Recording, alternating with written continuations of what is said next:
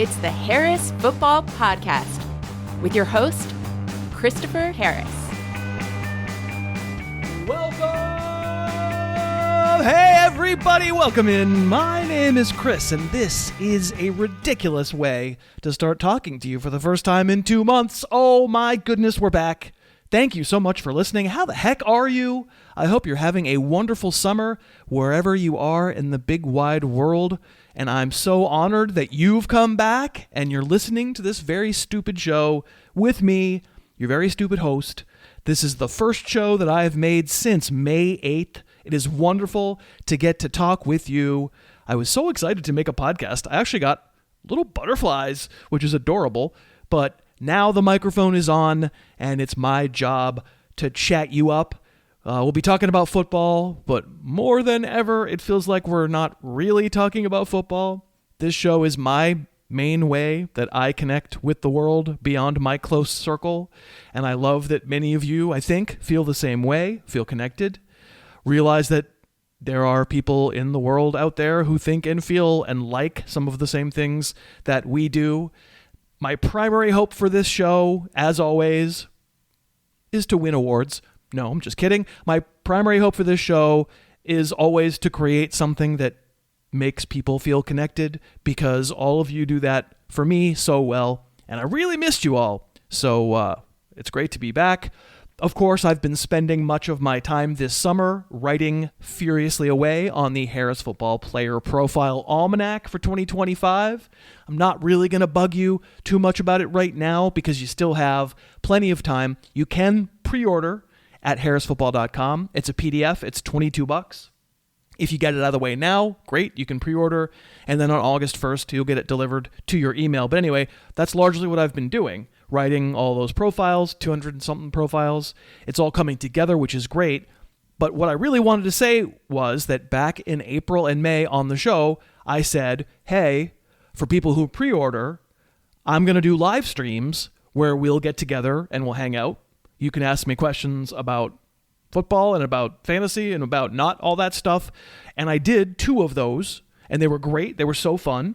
It was my intention to do more in June, and it's my intention to do some over the course of July for sure. I'm just bringing it up because I didn't do them in June, and the reason that I haven't done more of those live streams since the first 2 is that I have a herniated disc in my back.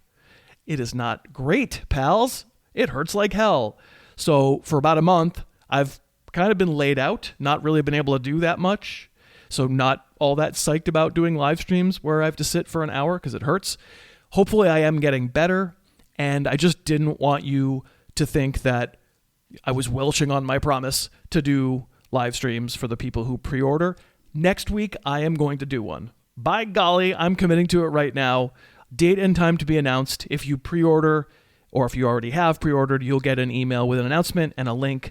This is my way of apologizing for not having done more over the past few weeks. I have gotten lots of emails from many of you this summer. I've saved up some of the best. I'm going to do a snark bag later this week that will, if I'm any indication, will make you laugh, because there are some funny ones. You can always email me snark or anything else. HeyHarris@harrisfootball.com. I love hearing from you, especially when you're snarky. Now, I like the nice stuff too. I get a lot of nice emails. Embarrassingly, I love it. It's great. But I'm not going to read the nice ones on the show. I like reading snark on the show. But either way, hit me up anytime. HeyHarris@harrisfootball.com. And I guess all of that is by way of saying, the schedule. Let's talk about the podcast schedule. Not everyone has been listening for the entire decade that I've been doing this show, so maybe you don't know the pattern. In July, over the next 4 weeks, I'll be making 2 episodes per week. One will drop on Tuesdays, the other on Fridays. That'll take us into August, at which time, that's right, 5 episodes per week, all the way up to the commencement of the regular season and beyond. So that's 2 shows per week in July, 5 shows per week starting in August. We are back. It's great. I'm excited. Let's do this. Here we go. Today's kickoff. Okay, on today's show, helping me get things kicked off for the 2025 season will be Dave Kluge from footballguys.com. Dave and I are going to talk about how our opinions might change during August, during training camps for the teams of the AFC East, which I think will be pretty fun and pretty cool. And I thank you once again so much for being here today. There is big news with a big part of my morning routine. AG1 has just undergone a major upgrade. AG1's next gen is here, and it's spectacular. The same scoop that I put into my water every morning, drink on an empty stomach. Now, AG1's next gen is one of the most clinically backed greens powders. They went above and beyond the industry standard in testing and have made a great product I love even better. AG1, wonderful at filling nutritional gaps. I love it for that. I gotta say, what keeps me so consistent with AG1 is the tummy benefits. It has a bunch of gut health ingredients. In a clinical trial, AG1 Next Gen increased healthy gut bacteria by 10 times. And all I know, boy, it helps with regularity. And for me, that is an unreal benefit, as well as giving me better energy, which I love too. It is really great. It's the perfect time to try AG1. It's been more than 3 years for me, and I love it. Subscribe to the next gen of AG1. drinkag1.com/Harris. You'll get a free bottle of vitamin D and 5 free travel packs. drinkag1.com/Harris. AG1 Next Gen is here. drinkag1.com/Harris. Today's guest. Waking up on the yard, I hear the possum cry. I'm so excited for Dave Kluge of the football guys. Never the last pick of all my draft picks. He's lining up his ranks so they're all cleverly crafted. One set of ranks will do. One set of ranks will, in fact, do for Mr. Dave Kluge. You can find his great work at footballguys.com. You can find him all over social medias, all the socials, as the kids say. I'm so Gen Z. He's Dave Kluge everywhere. Hi, Dave. Hi, Chris. How are you doing today? I am doing great. You are, of course, you're hitting leadoff for the Harris Football Podcast here in 2025. The first show back. Of course, you know, you're scrappy, you're fast. We got to get you on base. I appreciate that. I couldn't make it. I know you like to unplug for like 4 months during the off season. I couldn't go 4 months without talking with you, Chris, and that's why I invited you on my show about 2 months ago. Just had to keep it going throughout the off season. I mean, I think it was only 2 months off for me. If it was 4 months, everyone would forget that I exist. But only 2 months, they handle it. But I do get a lot of grief around like mid-June. I start getting the pokes on social media like, hey man, are you ever going to make a show ever again? Did you quit? Are you retired? But here I am, and here you are. And not only are you the first guest of the new season, you also are the first recipient of the fascist email that people love so much in July, in which you are warned in bold letters and underlines. And I always like to ask the leadoff hitter, how did it feel to receive the fascist email? I got it last year, and I think last year I was a little bit scared off by it. This year, it does feel a little bit more natural because I think a lot of the things that you teach and you ask of your guests, I have started to just integrate into my own show and my own process. So where I might have come on here a couple of years ago with just canned responses for all of these guys, you forced me to think outside the box a little bit. And I think this is more of my natural way of talking through players in the off season now. Nice. Well, I'm glad you were no longer frightened of my email temper. Everybody knows I'm cruel to the guests. I have a famous reputation for being mean. So we're going to start out previewing training camps. We're doing it for the teams of the AFC East. And the idea here is not really to give... We're going to give a lot of takes on players. The idea is just not to give, like Dave said, not give our canned response. What's our James Cook? What are we saying about him this year? We'll do a little of that, but really these July shows exist for me to sort through and really think like, okay, what are the stories that are actually going to be worth paying attention to once we start getting the beat reports? Because the beat reports, I mean, Dave, we were talking about before we hit record, like having to base a show on beat reports. I mean, it stinks now when there's nothing going on, but even during the season, if you had to just process everything, every beat report, and take it seriously and think and accept the worry that's being created and all that stuff, man, it's a hard way to live. So my goal is to have us like focus in on the things that actually could change our opinions so that we can erase the rest of the noise. Yeah, and it's such a delicate balance because we get all of this information and it's really tough knowing, is this real? Do I want to listen to this story and implement it into my rankings, or is this just BS that I'm just going to ignore and go on with my day? And I think that there are some trusted beat reporters, and I can't go through and make a comprehensive list of every beat reporter for every team, but you kind of get a feel for which ones are saying the right things and which ones really like the clicks and which ones like to hype up the rookies because they know that's going to get people excited. But I think one of the worst things that I see this time of year is when people react to an 8-second clip that was shared by a social media account. Like they show a guy catching a pass in shorts in slow motion and then everybody overreacts to it. That is the worst type of thing that we deal with this time of year. Who stops this offense? Yeah. Who stops this offense? All right. So the teams of the AFC East, we're going to start with the Bills. I would love to be able to feel great about investing in Bills pass catching weapons. But the fact is, Josh Allen wins NFL MVP, and we didn't get anything last year out of any of them, not up to and including trading for Amari Cooper, and the dude was benched by the end of the year. Khalil Shakir was fine, but certainly was not a league winner. I think I'll just start it out by saying, of course, I'm not going to overreact to what people are saying about the Bills receiving core, but it's such a valuable slot. It's a hole that I wish somebody could fill. I think personally, I'll be a little more receptive to just the ebb and flow of like this guy looking good, this guy looking like he's running with the ones, this guy, all the stuff that in some circumstances, like I don't care. I think for the Bills, I have a chance. I might. Yeah, and I think last year, the guy that we were getting the most smoke about, like the steadiest drumbeat, was Curtis Samuel, who ended up kind of being a blank on this season. So I think I'm going to take anything that comes out of Buffalo with a little bit of salt. Okay. I think that there are some good players there, but I don't know if there's anybody between Khalil Shakir, Keon Coleman, and Josh Palmer, Elijah Moore there now. I don't know if they have a guy that can really step away from the pack the way Stephon Diggs did in years past.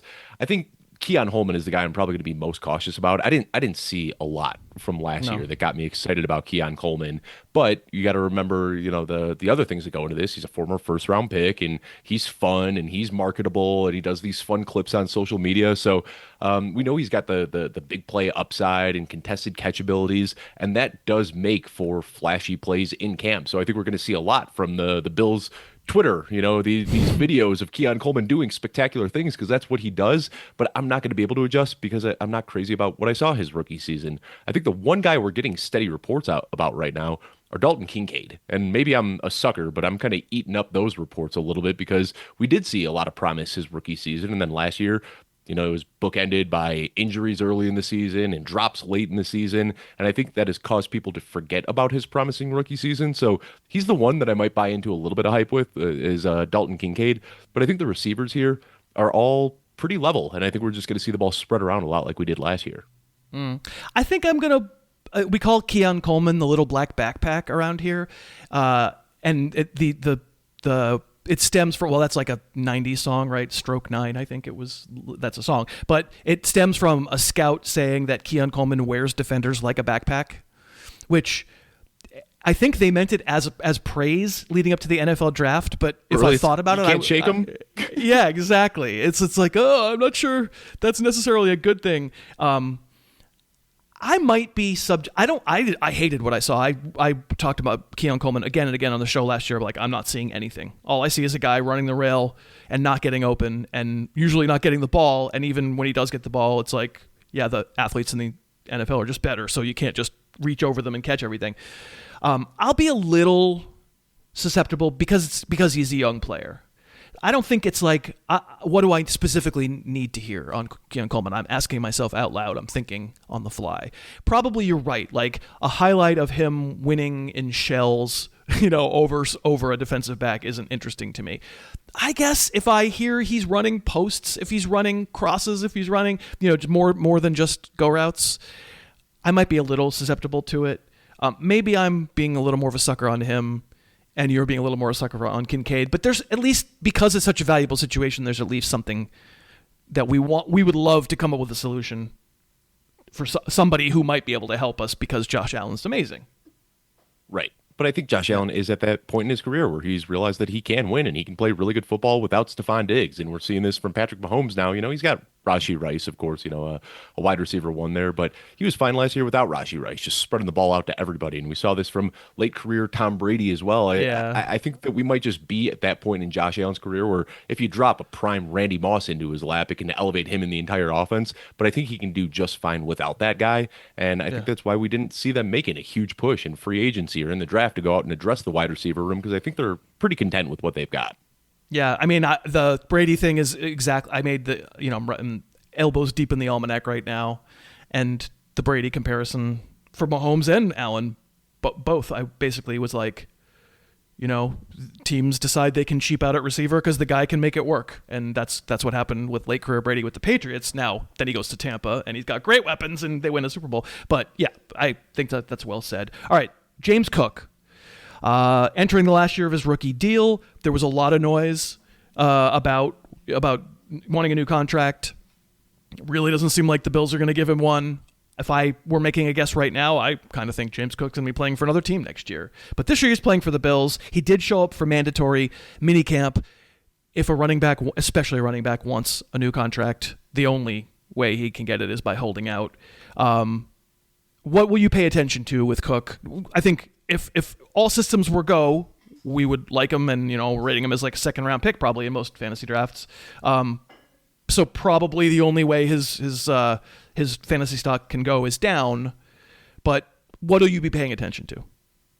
I mean, whether he shows up to training camp is the first thing I'm going to be looking at, because if he's not there, then I think Ray Davis, you immediately start looking at him as a top 24 running back, because he's a guy who can catch passes. He's a plow near the goal line. He can basically get all of those same high value touches that we're going to James Cook. But to be honest, I think Cook probably shows up to camp. He's a good running back, but I think that he is, I don't want to say a product of the Bills offense, but I think he gets to hit these wide open rushing lanes while the defense is focused on Josh Allen. And they've got the deep threats that pull defenses back vertically and allow for these light boxes. So I think that a lot of what James Cook does well is because he's a part of this Buffalo Bills offense. I don't think he has the leverage that he thinks he has. Personally, I'm not James Cook's agent, but I would not tell him to hold out in this situation. I'd say go out there, have one more good year and then hit the market next year as an unrestricted free agent. So that's the main thing I'm looking for, is if he shows up. But even if we have one of those situations, let's say he doesn't practice for the first 3 or 4 weeks of training camp and then decides that's what I was going to ask. Kickoff, Yeah. That still worries me a little bit, because what we have seen is that these guys get off to slow starts when they aren't getting those offseason reps. So, I mean, totally galaxy braining this right now in this world of hypotheticals that we're playing in. If James Cook does go that route where he holds out for a few weeks, shows up right before the season kicks off, then what I'm going to do is hope that he gets off to a slow start so I could buy him for low, and hope that maybe at some point in the season he can return to the James Cook of old. But like I said, totally galaxy braining in this land of hypotheticals right now. If this happens, and if this happens, and if this happens. But really, I think what we'll probably see is James Cook there at the start of training camp and assuming his normal role. So that is like, for example, the McCaffrey thing last year was injury related, but oh no, he'll be fine. And this is the number 1 pick in drafts. Nah, don't worry about it. Where's the line in the sand? I guess you don't know it until you trip over it. But is it August 20th at noon, or is it like August 28th at 4 p.m.? What's the point at which you are going to go, you know what? Yeah, James Cook's going to play, but he's been a lot of times they'll hold in, right? Oh no, I'm practicing on the backfields because my hamstring hurts, but they're not. They're just, all they're doing is not getting fined. I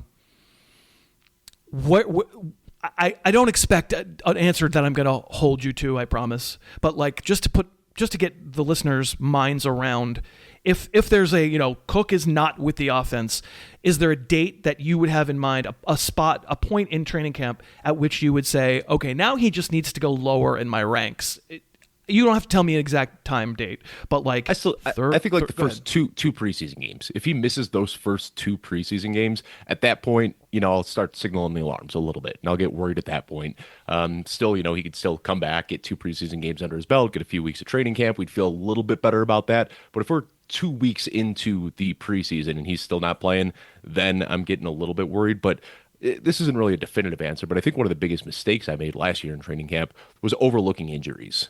Mark Andrews, Cooper Kupp, Puka Nacua, Christian McCaffrey, these guys that I just said, they've been good for so long. I'm not worried if they can't get their reps in. And all those guys got off to slow starts, re-injured themselves. They ended up being some of the worst picks you could have made last year. So I think something that I'm trying to implement a little bit more in my process this year is paying attention to those injuries. And well, maybe not overreacting. Definitely when I hear a guy is, missing consistent time, or, if we have this, like Mark Andrews, it was a very, we didn't know exactly what was going on. We just knew he wasn't practicing, dealing with this injury. That affected him for the first 2 months of the season almost. So whatever it is, when we're getting word the guys aren't practicing, it's not something that I'm just going to blindly overlook like I have in years past. I am thrilled that Fitbod is back for another season of sponsoring my show. Fitbod is the fitness app that I use in the gym when I'm able to go there. I cannot wait to get back to the gym. And I love using Fitbod. If you have issues getting motivated to work out, if you're intimidated, you need some kind of plan to get you going, if you're just bored with your exercise routine, I cannot recommend Fitbod enough. It's like a personal trainer in your pocket. Except 1 year of Fitbod costs less than one session with a personal trainer. It creates personalized workouts that never get stale based on your goals and the equipment you have, or no equipment at all. There are like 1,000 tutorial videos to show proper form. Fitbod tracks your results and your muscle recovery, so you'll never burn out. I am a huge fan of this app.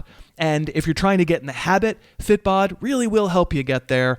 Get in shape this summer with Fitbod. Join Fitbod today to get your personalized workout plan. Get 25% off your subscription, or try the app free for 7 days, which I really recommend, at fitbod.me/Harris. fitbod.me/Harris. fitbod.me/Harris. Okay, we're back with Dave. And Dave, I actually just did the Fitbod read. I just did because they're sponsoring today's show, and I've told my own little Fitbod story. But you happen to be a friend of mine who got turned on to Fitbod because of this show, and you said that after we record this, you're going to go to the gym and use Fitbod. Yeah, 5 days a week. It has been, I'm not a paid sponsor here, Chris. I'm just telling you earnestly. This has been a life-changing app for me. It was pretty amazing. I just got started with the home gym, plugged in whatever equipment I had laying around the house, and then as I'd get more equipment, I'd add it to there, and now I'm going to a gym down the street, and it's just something I never thought I'd be one of those guys who, can't go a day without working out, but that's where I am now, all because of this app. They're great. It's great. It's very useful. All right. I mean, I've said my piece. I just Confluence. I know you're a user too, as am I. So check them out. All right. So we're going to keep going with our preview of AFC East training camps. We're going to talk about the Dolphins.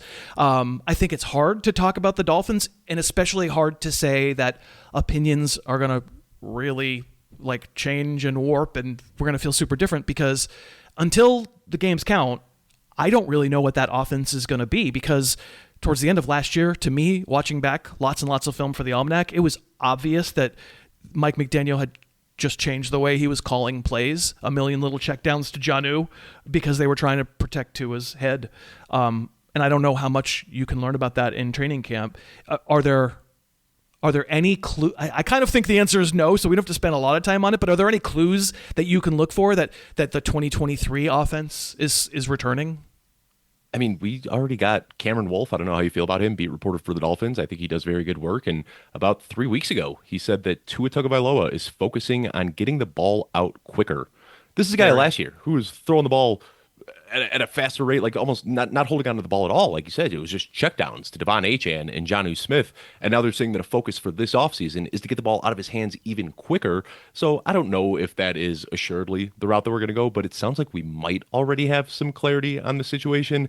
And if that is the case, where they just want to lean on what they did over the second half of last season, my goodness, that just takes the wind out of the sails for Tyreek Hill and Jalen Waddle and these guys that we know are superstar receivers, but they just can't even be afforded the time that they need to get open downfield. So I really hope that's not the route they're going, but early indications, training camp hasn't even started yet, but early indications, what we're getting from the beat in Miami is that they might continue to go that route.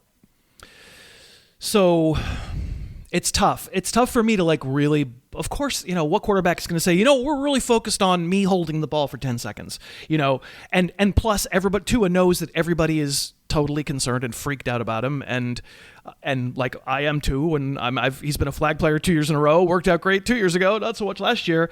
Of course he knows the political answer to say is to say, yes, everyone who's worried about me, I promise I'm going to get the ball out of my hands faster. It didn't work. They stunk. The offense was crap. It was bad. Like the argument against Devon Achane as probably a first round pick, like maybe middle of the first round pick from what I understand, is, yeah, great. 78 catches or whatever it was for a completely broken offense that did not work. And broken in a bad way, like broken in terms of not functioning. So maybe I guess I don't know how much my opinion can change because they're just not going to show us the answer. Why would they tell us that? Where are you on Tyreek Hill among receivers? I have him at least right now number 10. Do you feel like, whoa, that's too high? I've got him at 17. I kind of have this cluster: Devontae Adams, Tyreek Hill, Terry McLaurin, these older guys that the bottom could fall out from under him this year, but I'm still, the upside with Tyreek Hill is obviously still there. We saw last year, week 1, he had an 80-yard touchdown, still hitting over 20 miles per hour on the field. He did deal with that wrist injury, and maybe that impacted his play, but we saw early in the year that Tyreek Hill was still Tyreek Hill. It was kind of as the wheels started to fall off this Miami offense that we saw him turning into this boomer bust, inconsistent player. But to me, to start the year, Tyreek Hill was still out there. Yeah, I guess that my rank of him right now at 10 and your rank of him right now at 17 probably reflects your level of being convinced that, I'm not saying that you're 100% convinced, but you're slightly more percent convinced than I am that the offense won't go back to 2023. So some sliver of upside is being trimmed off of your range of outcomes for Tyreek because you're like, yeah, I'm a little more concerned than Harris is that 2024 second half of the year is what that offense is. And I can't debate you. Go ahead. You mentioned Devon Achane, and I do want to bring him up because he's a player that, you do talk about the potential downside, that it was this broken offense last year that just fed him all of these near the line of scrimmage targets, and that definitely padded his value a little bit. But we also saw it 2 years ago when he was just kind of a part-time player that he had this blistering efficiency as a rusher. So I think I find some solace with Devon Achane, knowing that whether they do revert to the offense from 2 years ago, where he can found win success, in either. Yeah. Right. Or whether they're the same broken offense from last year, he found success in both. So I know there are other concerns, size and added competition in the backfield and things of that nature. But I do like seeing now that we found two very different paths for Devon Achane to be elite. Good point. Yeah, that's a good point. When you had me on your show, you asked me, since you knew I was watching all that film to write the almanac, and you said, hey, who's someone who's stood out? And I think I said Jalen Wright as someone who I kind of had no opinion on because in my mind he just hadn't played at all. And then I went back and watched film and I was like, actually he played enough for me to get a feeling. And I really, really liked him on film more than I thought I did. And like, for example, the guy that he's lumped together with, Trey Benson, who also did nothing as a rookie, his tape didn't excite me as much. And these are such limited sample sizes that I could just flat out be wrong, but I can only go with what I saw. And I'm not saying that I got Chase Brown levels of excited the way I was on his film last summer, so I don't want people to think that. Plus, Jalen Wright has a legit running back in front of him, and I did not think that Zach Moss was a legit running back last year. But anyway, I did say on your show that Jalen Wright stood out to me. The Dolphins also are now paying paychecks to Alexander Mattison, and for now, Ollie Gordon, rookie, like lowly drafted rookie, probably not in the plans. Again, let's focus back on what we can learn in training camp. I personally, you said it, per touch, HN is awesome. It's just that when he's asked to run certain plays, I think he's bad at them. He cuts into traffic. I don't think he sees it very well. He's much more of a north-south guy. He's very, very laterally agile. I just think he gets himself in trouble and bounces everything outside. So I think there's a potential, like his best outcome is for a David Montgomery, Jahmyr Gibbs type thing, someone to come in and run some plays that he's not so good at, keep himself healthier, fresher per play. Jahmyr Gibbs, awesome. Like we love that.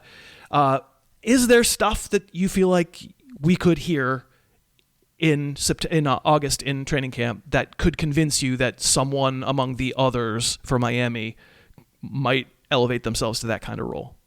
Yeah, it's a tough question because you talk about it. Like we saw this offense at its best when touches were split between Devon Achane and Raheem Mostert. I think Achane, when he can stay a little bit fresher, he's able to rip off those big plays. And I like Jalen Wright a lot as well. But when you look at kind of the archetypes of running backs, Jalen Wright very much so fits into the same bucket as Devon Achane. You know, he's a little bit undersized, guy with blazing speed. And then you look at Alexander Mattison and Ollie Gordon. Those are more of your big-bodied thumpers, the guy that would be more of a complementary piece to the speed guy in Devon Achane. So I will be paying close attention because I don't think they want to put the same workload that they put on Devon Achane last year. You know, this guy's 188 pounds. You don't want to run him into the ground, slamming in between the tackles like they were so often last year.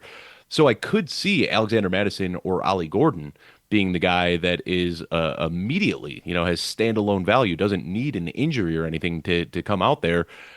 But I'm not particularly excited about either of those guys. You know, Alexander Mattison, a journeyman at this point, who, you know, his best opportunities came years ago when Dalvin Cook would get hurt.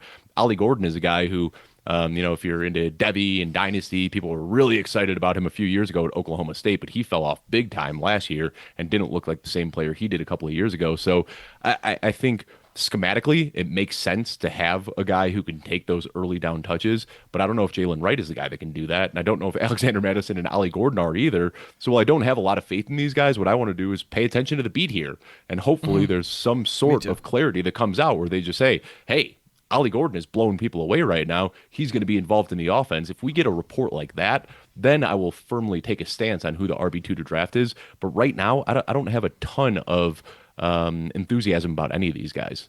See, I think you're underselling Wright's physicality. He's 210 pounds. I think he could be a between the tackles runner.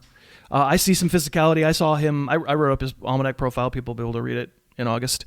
So I don't know that I'm right because it wasn't very much work. I don't know that I'm right. R-I-G-H-T, not W-R-I-G-H-T. I'm definitely not Jalen Wright. But I agree with the statement that says, pay attention to this. Like, let's see if we can get that rallying cry, the drum beat, as we say, you know, where just like every day, it's like, yeah, this guy's involved. This guy's always running with the ones. He's when we're in session, it's every other carry to HN, every other one to someone else. I think that, yes, I agree with you. That's worth paying attention to.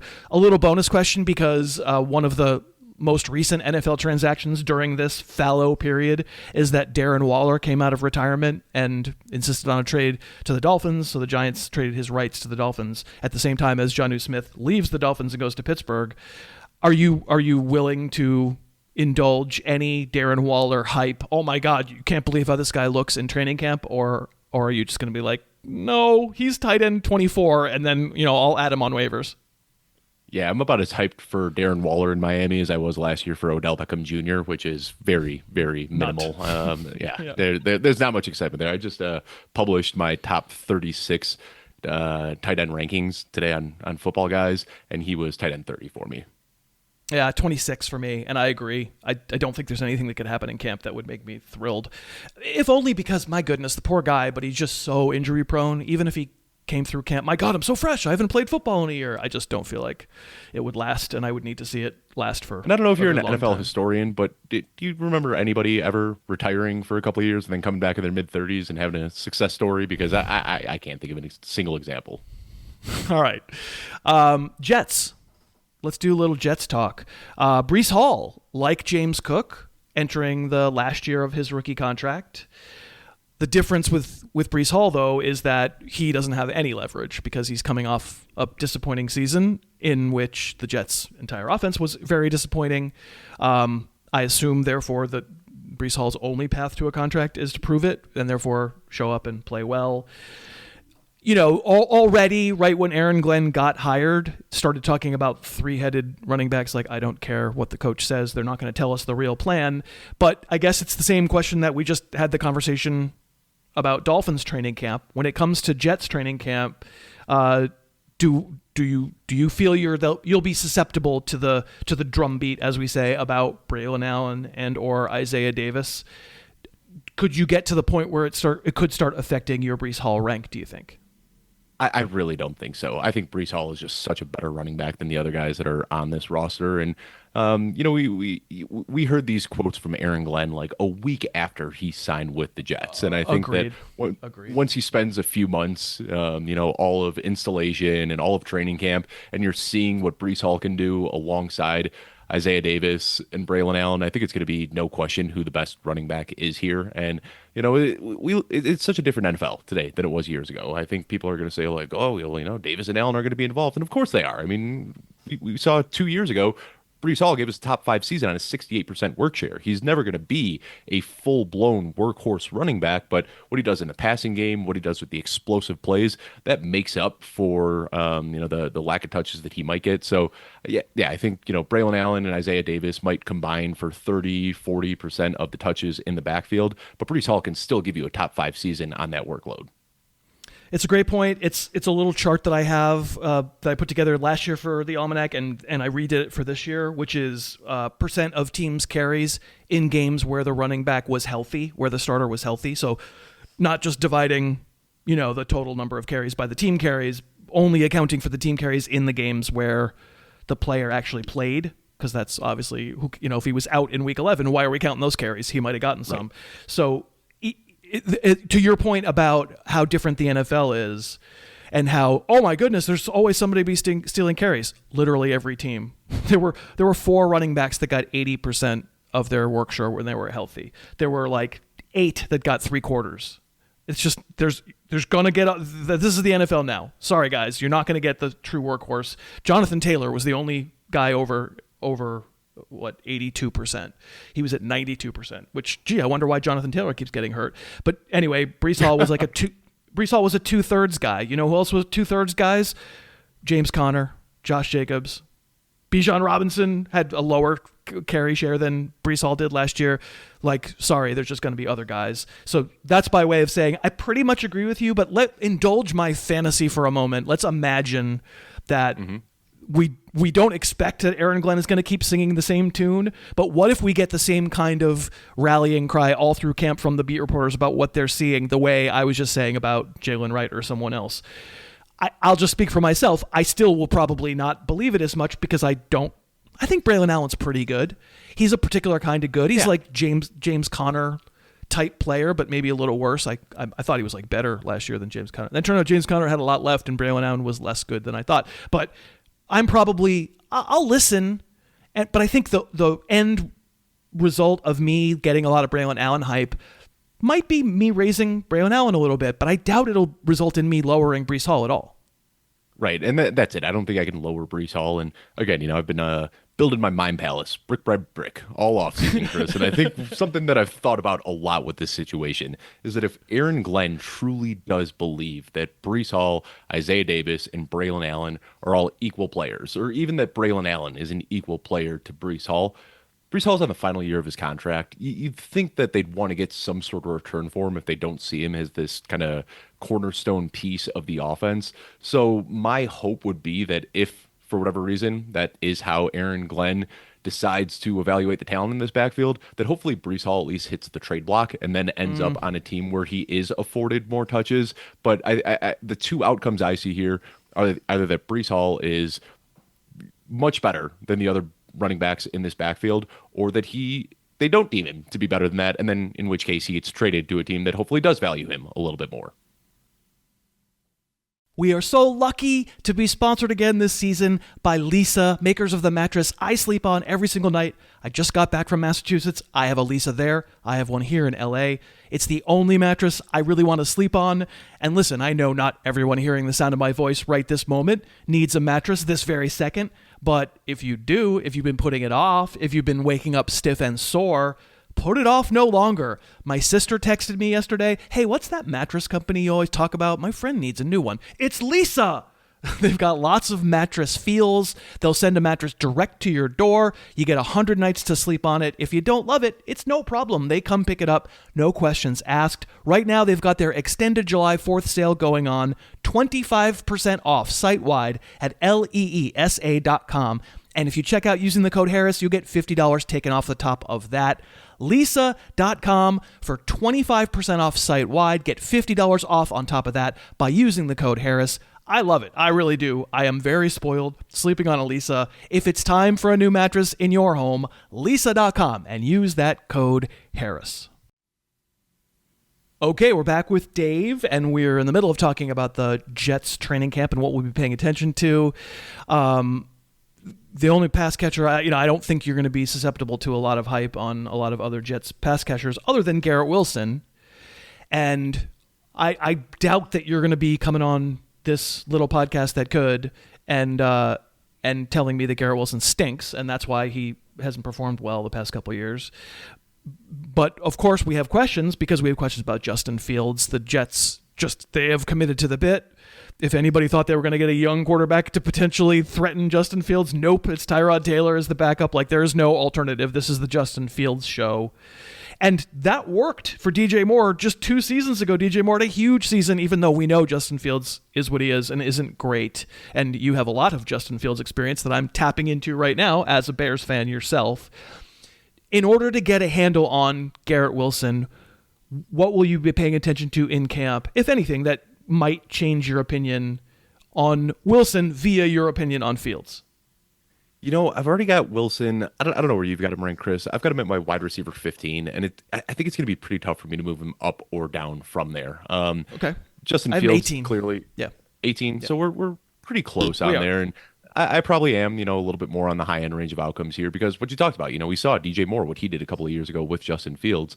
And I think Justin Fields, first of all, I don't think his story's over. He's 26 years old. There's some traits that maybe he can develop over the years that help lengthen his NFL career. But right now, the things that we know about Justin Fields, he runs the ball a lot, which we like for fantasy. And 2, he isn't good at getting through his progressions, which is good for his wide receiver 1. So while this might not be great for the Jets, I think that there is going to be a little bit of tunnel vision when Justin Fields drops back. And it's going to be, Garrett Wilson's open. I'm going to let it rip. Garrett Wilson isn't open. I'm going to tuck my head and run around and try to make something out of nothing here. And that's kind of what he did his entire Chicago career. And that's what we saw a little taste of last year, where if he can get the ball to George Pickens, great. If not, he was either checking down or running away with it. That was the one change I think we saw last year that we didn't see so much in Chicago. He was willing to check down a little bit more frequently rather than just running with the ball, which could bode well for Breece Hall, who he said gets a lot of his usage in the passing game. But I don't think there's too much that can change with Fields and Wilson for me. I don't know if you've mentioned it yet, but this is his college quarterback wide receiver connection. They had a very prolific career together at Ohio State, so I hope that can carry over. But Wilson's a good player, and we know that he's probably going to stumble into 130, 140 targets this year. Yeah, I think I agree with all that. I'm not sure about the targets. I hope that's right because it would be nice if he was finally unlocked. I mean, boy, Garrett Wilson was going in the second round of drafts really kind of sight unseen for a long time, probably too long. We were not acknowledging reality. It's hard for me to I'm gonna have the possibility of getting more Garrett Wilson on my team now, even though I kind of feel the same about him because I wasn't into Aaron Rodgers, whereas for 2 years people just were like, oh my God, Aaron Rodgers is, late career Aaron Rodgers is quarterback, second round. I just was like, that's bad drafting. Let me paint the scenario where it's a mess, and the New York media can be pretty brutal, and Fields is just a mess. Any downward, I'm not worried about Fields because we're not drafting him probably to be a fantasy starter in a single quarterback league. Any downward mobility if they just, this is a dumb question because I'm dumb. Dave, I'm dumb. But, because it's obvious that when the drumbeat gets negative, that all teams and beat reporters are trying to do is stay positive. So if the negative stuff can't help but start leaking through, of course, everyone has downward mobility. But in this case, it would be like secondhand downward mobility because it would be coming from Fields looking bad. Garrett Wilson's not going to look bad. In that case, are you the kind of ranker who will say, you know what, maybe I just don't want to buy this problem? If they can't stop the Justin Fields negativity from leaking out, it may be super scary and real once things get going. I don't think I will, and maybe that is me just digging in too deep to this take. But if we get like really strong reports, then it's like, ooh, maybe I'm a little allured by Mason Taylor or the backup running back. But I think bad reports on Justin Fields just tell me that the ball's going to Breece Hall and Garrett Wilson even more than we expect it to be, because I think that they're just going to really dumb down the offense and simplify it and get the ball to the two best playmakers, which are Breece Hall and Garrett Wilson. All right, I probably agree with you that I think enough of Garrett Wilson that as long as it's no longer a second round pick, I'm willing to take the chance because I know you're making good points about Fields having tunnel vision and stuff that I kind of didn't really even think about. But, a lot of times I'll just be like, hey, listen, this guy's great. This receiver's great. At some point, a great receiver can succeed with a crappy quarterback. It just they just can. I can give you 20 names. Like, it just happens all the time. So I'm probably with you, but this is Justin Fields'. You're right that he's young still, but this is probably it. If he really spits the bit, if he's just terrible in training camp, like he probably won't be. He was okay with the Steelers last year. Like, probably won't be. But I'll maybe be a little more susceptible to the negative talk there. Shall we talk footy pajamas? Would you like that? Let's do it. God. My idiot team, the New England Patriots. I think that backfield, very much worth paying attention to. I know a lot of the Boston media guys. I'll probably be getting texts from some of those Boston media guys about how people look and what they think is really going on underneath. But there's a potential for it to be 3 guys. There's a potential to be 1 guy because we'll have to see how Travion Henderson, the second-round rookie, winds up integrating. Ramondre Stevenson, still there. Oops, he just fumbled. I'm getting word that he just fumbled. And Antonio Gibson's still there also. The good thing about Henderson, and something I expect will stand out in training camp, is that he's legendary for doing the one thing that rookie running backs often get dinged for, which is pass protection. Believe me, I spent 2 months in Massachusetts. All anybody can talk about is, this guy does, what a pass blocker. He's phenomenally famous for being great at it. He loves it. He's point of pride. It feels like, how is he not going to be playing on third down? I guess that's something that could change because Antonio Gibson, while not a great pass protector, is a good pass catcher. It seems worth paying attention to the whole thing. And I can imagine ranks for those 3 guys shifting based on stories that come out in August. Yeah, and unfortunately for all of those Travion Henderson touts out there, Ramondre Stevenson is pretty good at pass blocking too, and I think that's something that Fair. People are. He's not great, but he's good enough in that role. But I think that's really what it comes down to. Is we have seen over the last couple of decades now that this pass catching running back in a Josh McDaniels offense is a very lucrative role. They get a lot of targets, and we've seen not even great running backs, just guys that are in the right position, end up being very good in fantasy. And Travion Henderson has the big play upside, the pass catching upside, the pass blocking upside, all the things we want to see in a rookie running back. But this is definitely one that I'm going to be paying close attention to. I don't think Gibson is going to take down that role. They had to find kind of creative ways to get the ball to him last year where he was running more routes than he was getting carries because I think that's what he does best, but he isn't a good pass blocker either. So really, I think that it's going to come down to Stevenson or Henderson, who's going to be on the field on third downs. The good news is we can get a clear picture of that in preseason games. This isn't, just reports from beat reporters that are trying to put their spin on a story. I mean, we're going to be able to look at it during the preseason and say, the starters were on the field for X amount of third downs. Ramondre Stevenson took this many snaps, and Travion Henderson took this many snaps. So that's what I'm going to be paying the most attention to is how these players are deployed during the preseason games, because I think whoever has the edge here, whether it's Henderson or Stevenson, is going to end up being the more valuable running back. I'll probably pay a little less attention to the preseason games, but I know the New England guys, and they obsess over that stuff about just who's, in 7-on-7s, who's the third down back and who's in there early and all that stuff. And I'll put it this way: I will probably have a good line on how that backfield's going to run, at least insofar as some of those beat reporters are able to figure it out themselves from watching. Sometimes they can't. Sometimes they just aren't telling the truth in drills or in the preseason. But I'm with you. A big one to take stock of, and something that I can imagine changing ranks.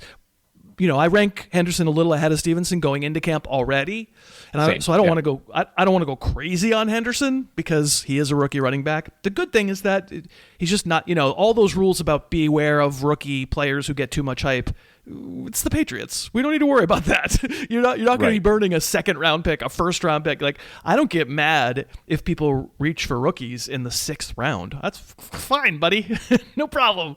You just don't be spending your first rounder on one because and I think the nice thing this year, there are so many guys that are getting drafted very, very early that it opens up a nice opportunity for a bunch of rookies that are going in the mid rounds that have a ton of upside, and you aren't sinking first and second round picks into it. Right.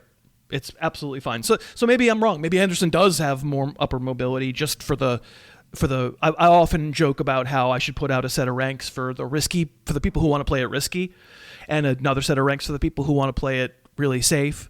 Oh, and then another set of ranks for ones who want to kind of play right down the middle, and then for ones who are in you're gonna get your own Osu song pretty soon with 4 set of ranks here.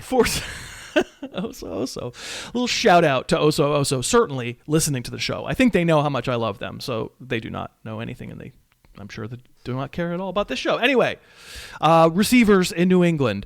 I think the state of Stephon Diggs' knee going to be a big story. However, I have to say, the beat reports that are like, you won't believe how this guy looks amazing. I can't believe it. He's expected to play in week 1. Like, I guess I'll have to pay attention to it if it's just very clear that he's doing everything. But I don't know. You just said it before. Let's pay attention to injuries. Like, let's assume a little late, potential early season problems. I'm pretty resistant to raising Diggs in my ranks, and he's real low. I'm checking on the fly right now. I have him 49 among receivers, and everybody knows Stephon Diggity, a favorite of mine. I would love to have him higher, but that puts him in the, almost like the double-digit rounds. I don't imagine I'm going to be that susceptible to hype on him, though. Yeah, I've got him at wide receiver 50. So again, we did our own separate processes, but came to a lot of the same conclusions here. What I will say though is Adam Hutchison is our injury expert over at Football Guys, and he has done some really good studies on injuries. And last year, I did not listen to him when he said, "Do not touch Jonathan Brooks with a 10-foot pole." I was drafting this guy everywhere, and we saw how that worked out. This year, though, he did an interesting study where he looked at wide receivers returning from ACL tears, and he kind of grouped guys into 2 separate buckets. You've got your straight line, speedster, phenom type of guys, and then you've got your guys like Diggs that, more the shifty route runners, the guys who got hurt a little bit later in their career. And he put them in a bucket with Chris Godwin, Cooper Kupp, Julian Edelman, Keenan Allen, guys who all bounced back immediately following their ACL tear to the same production that they were doing pre-ACL tear. So he does have high hopes for Diggs. Of course, the red flag here is the age. The older you get, the harder it is to come back from an injury. So this is one of those where I'm not an injury expert. I'm not a doctor. I will defer to people that know better than me, and our Adam Hutchison has some pretty high expectations for Stephon Diggs. Like I said, I'm a little bit below the market right now at wide receiver 50, and that's because he might be missing, the first month of the season, maybe even more. But if we see him out there in the preseason and they say that indications are that he'll be on the field for week 1, I think I'd be willing to move him up a little bit if we can get that. I mean, they're already, I know we joked at the top of the show about like not overreacting to camp clips, but there are clips coming out 2 months ago of Stephon Diggs out there dicing people up on routes and still cutting and running at full speed and looking pretty good months out from the start of the season. So I think if he's playing in preseason games and they say he's ready for week 1, I could probably sneak him inside my top 30. There's some other clips of Stephon Diggs circulating out there too. I don't know if you've heard anything about that. Let's not talk Send me about the bad that. ones because I need some cold water. Oh, that one, the boat one. Is that the one you're talking about? Oh boy. Yeah, that's the other circulating clips of old Diggity. Hey man, whatever you do in your own time is fine. I'm sure you're rehabbing super hard. That's fine. We obviously can have differing opinions. I don't think I'll wind up raising Diggs too much based on positive camp news, but you might, and that's absolutely fine. Kyle Williams, the rookie receiver, goes in the 3rd round and is real fast, but the question is he anything else? Am I getting Tyquan Thornton vibes all over again? I'm probably less interested in camp news on Kyle Williams than I am the other offensive rookie, Travion Henderson, but I like Drake May. I think with better weapons, he could be really good, and I don't really like too much else they have in the receiving core. So if I'm pessimistic about Diggs, I'm looking for someone else to throw a late-round flyer on. I could imagine hiking Kyle Williams a little bit if they're like, dude, this is it. He's an alpha. He's great. Again, because the cost is going to be so low, it won't hurt me to bump him a little bit. So I think I'll at least pay attention to that. Yeah, and he was a Jeff Bell favorite. Jeff does a lot of scouting, and he told me back in January. He just texted me one day and he says, "Kyle Williams, go watch this guy." And he's a fun player. He really is.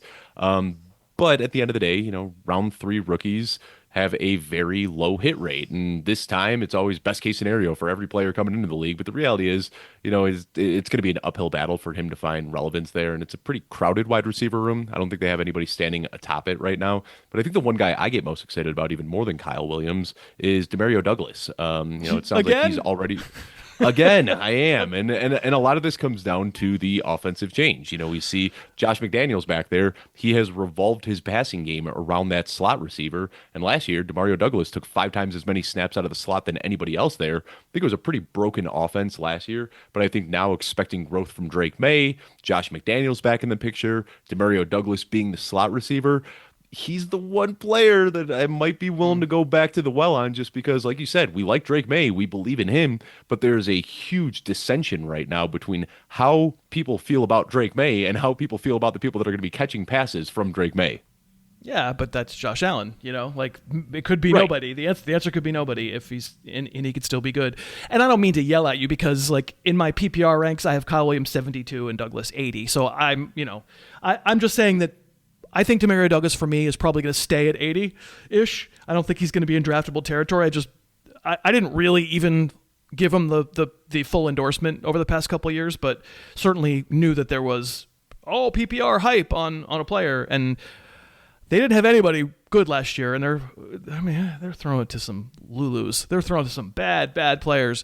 The fact that Douglas couldn't. I know new offensive system, but they were looking for targets last year. I think Douglas has a hard time running routes. That's what I am led to believe. Yeah. That I think he's better as an outside receiver. He's just a little bit too small to play outside receiver. Yeah. But so I think I personally will be a little more likely if I take a snapshot of my ranks now and then look at my snapshots on September 1. I think Douglas is likelier to stay put, even if he got hype, whereas Kyle Williams is maybe a little likelier to go high. It's the devil I don't know, probably. Not too high, but, from could he go from 70 to 60 and be just a little more draftable in the double-digit rounds? A possibility. I'll at least pay attention. And for what it's worth, I've got both Demario Douglas and Kyle Williams ahead of where you have them ranked, just because I don't know who it's going to be, but I think when you're getting to that point in the draft, when you're drafting in the wide receiver 60s, wide receiver 70s, I don't care if these guys do nothing and I can cut them off my roster after a few weeks. I'm swinging for the upside there, and I think that the upside for either Douglas or Kyle Williams in this offense is good enough that I'll take these late round shots on them, even if I'm not entirely clear on who the guy is going to be. Okay. I understand that, and we can probably leave it there. You made it. You helped me. You got a leadoff single, a double, triple. You homered. That was a home run. I don't watch a lot of baseball, but you were the leadoff guest for this season, and you were awesome. I really appreciate it. I hope the folks are following Dave. If you're on social media these days, follow him at the various Blue Skies and Twitters and such. You can find his work at footballguys.com. You can hear him, which you should listen to, the Football Guys Fantasy Football Show, the Football Guys Dynasty Football Show. And he not only is great himself, but records with great people, all of our friends at Football Guys. A pleasure to have you kick things off for 2025, Dave. Thank you so much. Thank you for having me, Chris. And thank you so much for listening. Let me also thank today's sponsors, AG1, Fitbod, and Lisa. Without them, there would have been no show. Your earbells would have been very empty. If you were interested in anything I had to say about today's sponsors, it really is a wonderful way. You can keep supporting the show. Use the codes. I very much do appreciate it. That's going to do it for this episode. I am, in fact, back in Los Angeles. I'm here for the season, for the duration. I'm back earlier this year. All my LA friends who maybe listen to the show, what's going on? I'm the dum-dum who can barely move because of this herniated disc. Soon enough, hopefully, I will be out and about. The weather is, of course, beautiful. Very, very happy to be back aboard the yacht. Now, the possum, I haven't seen him. Now, we all know he's a world traveler. He did leave some empty vodka bottles lying around, but he's somewhere jet-setting. Otherwise, it's pretty vacant around these parts. Some nice non-possum quiet aboard this little yacht of mine. Coming up on Friday's episode of the show, we're going to talk about training camp for the teams of the NFC East, and my guest will be this guy. Hello. That's right, Jim McCormick will be joining with stories about all the underscore trials that he's been attending this summer. I'm sure he's been very nattily attired for all of his court cases. I'm very much looking forward to updates on that, and of course, the entire show about football as well. Until then, thanks again so much for listening. Your hat is awesome. You're awesome for wearing it. I will talk to you on Friday. The Harris Football Podcast's opening theme is Under the Gun by Apex Manor. The closing theme is Say Yes by The Wellspring. Subscribe to the podcast on iTunes and never miss an episode.